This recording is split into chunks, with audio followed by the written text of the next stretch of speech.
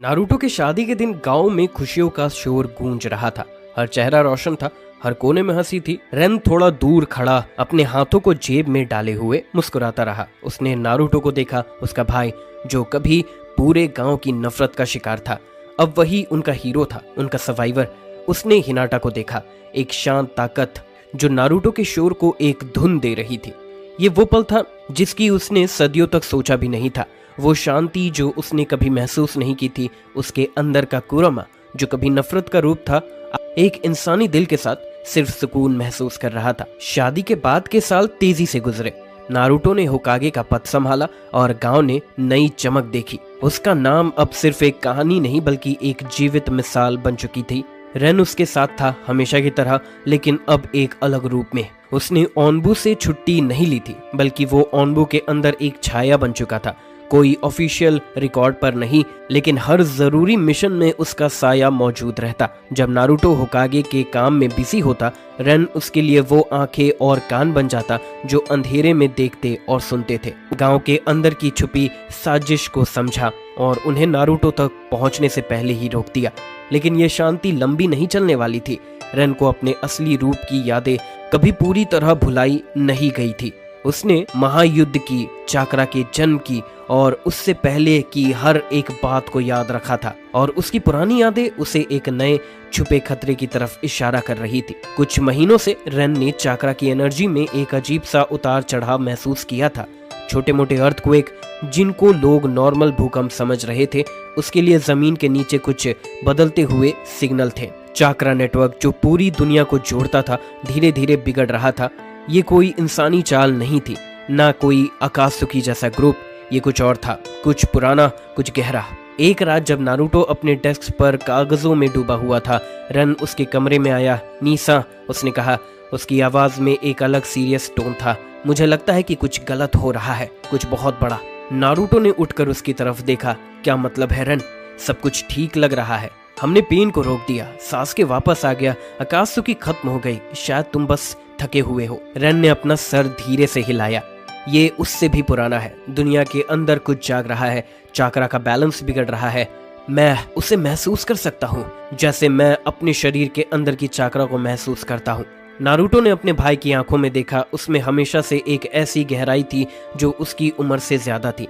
Rain ने कभी झूठ नहीं बोला था और उसके अंदर की आवाज ने उसे कभी गलत नहीं बताया था। तो हम क्या कर सकते हैं? नारुतो ने पूछा। मैं जा रहा हूँ, रेन ने सीधे कहा।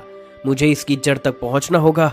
अगर मेरी फीलिंग सही निकली तो ये एक ऐसा खतरा होगा जैसे निंजा वर्ल्ड ने सदियों से नहीं देखा।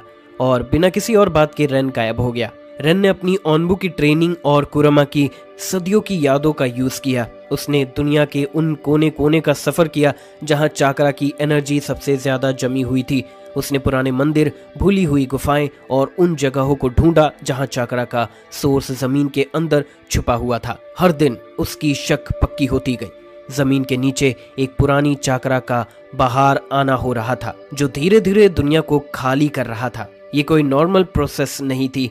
एक दिन एक सुनसान पहाड़ी इलाके में रेन को एक गुफा मिली, जो पुराने समुराई और शिनोबी के शुरुआती टाइम में भी एक मिस्ट्री थी। उसके अंदर एक अनजानी ताकत उसे अपनी तरफ खींच रही थी। जैसे ही वो अंदर गया, उसे एक बड़ी चमकती चाकरा की मूर्ति दिखी जो धीरे धीरे अपनी शक्ति खो रही थी। और उसके पास उन पुराने किताबों को पढ़ने वाले कुछ लोग थे जो उस पुरानी मूर्ति से शक्ति चुरा रहे थे। ये कोई बड़ा ग्रुप नहीं था, बल्कि कुछ अनजाने लोगों का एक छोटा सा ग्रुप था जो चाकरा के असली सोर्स को गलत तरीके से यूज कर रहे थे। उन्हें लगता था कि ये उन्हें अमर बना देंगे। उनके चेहरे पर मास्क थे और उनकी चाकरा रेन के लिए अनजानी थी। जैसे ही उन्होंने रेन को देखा, उन्होंने हमला कर दिया। रेन, जो अब तक खुद को छुपा कर रख रहा था, सामने आ गया। उसने अपनी ताइजुत्सु का यूज किया, जिसका कोई जवाब नहीं था। उसके हर पंच में पुरानी ताकत थी। उसकी स्पीड बिजली से भी तेज थी। उसने बिना चाकरा के उन्हें हरा दिया। लेकिन जब उनमें से एक ने एक अजीब सा सील यूज किया जिसमें चाकरा को सोख करने की शक्ति थी, रेन समझ गया कि ये मामला और सीरियस है। उसे लगा कि उसे अपनी असली रूप का थोड़ा सा असर दिखाना पड़ेगा। उसके शरीर के आसपास एक हल्का लाल चाकरा का ग्लो चमकने लगा, जो उसकी आंखों में भी दिख रहा था। ये यांग कुरमा की शक्ति थी, जिसे उसने इंसानी रूप में भी हैंडल करना सीख लिया था। उसने एक हाथ से उस चाकरा सोकिंग सील को पकड़ा और उसे अपनी शक्ति से तोड़ दिया, जैसे कोई पत्थर को तोड़ता है। तुम गलत शक्तियों से खेल रहे हो, रेन ने धीमी लेकिन सीरियस आवाज में कहा। उसके शब्दों में सदियों का ज्ञान था। उन लोगों की आंखों में डर था। उन्होंने कभी इतनी शक्ति नहीं देखी थी जो बिना किसी साइन के इतनी तेजी से सामने आए। रेन ने उन सबको एक एक करके गिरा दिया, लेकिन मारा किसी को नहीं। उसका मकसद उन्हें रोकना था, उन्हें उनकी गलती का एहसास दिलाना था, ना कि खून बहाना। उसने मूर्ति की तरफ देखा। चाकरा का बाहर निकलना तेजी से हो रहा था। इसे रोकने के लिए उसे कुछ ऐसा करना था जो उसने कभी नहीं किया था, कम से कम इस रूप में। उसने अपनी आंखें बंद की और अपने अंदर की ताकत को बुलाया। उसका यांग कुरोमा चाकरा उसके शरीर से निकलकर मूर्ति में चला गया। उसकी एनर्जी को रिवर्स करने की कोशिश करते हुए ये एक मुश्किल और दर्द भरी प्रोसेस थी, जैसे वो अपने ही जिस्म का एक हिस्सा किसी और में भर रहा हो। कोनोहा में नारुतो को भी अचानक एक तेज चाकरा वेव महसूस हुई। उसके अंदर का यन कुरोमा भी एक्साइटेड हो गया। ये रन है। फॉक्स की आवाज उसके दिमाग में गूंजी। वो अपनी पावर का यूज कर रहा है, वो बदल रहा है। नारुतो सबसे तेजी से उस जगह की तरफ दौड़ा जहां से उसने चाकरा महसूस किया था। जब वो पहुंचा, उसने देखा रेन घुटने पर बैठा हुआ। उसके आसपास लाल चाकरा की बड़ी लहरें उठ रही थी। जमीन कांप रही थी और मूर्ति अब चमक रही थी। उसकी चाकरा वापस जा रही थी। रेन का शरीर पसीने से भीग गया था और उसके चेहरे पर दर्द और हिम्मत दोनों का मिक्स था। जब सारा चाकरा मूर्ति में वापस चला गया और जमीन शांत हो गई, रेन थक कर गिर गया। नारुतो ने उसे पकड़ा। रेन, क्या हुआ? तुम ठीक हो?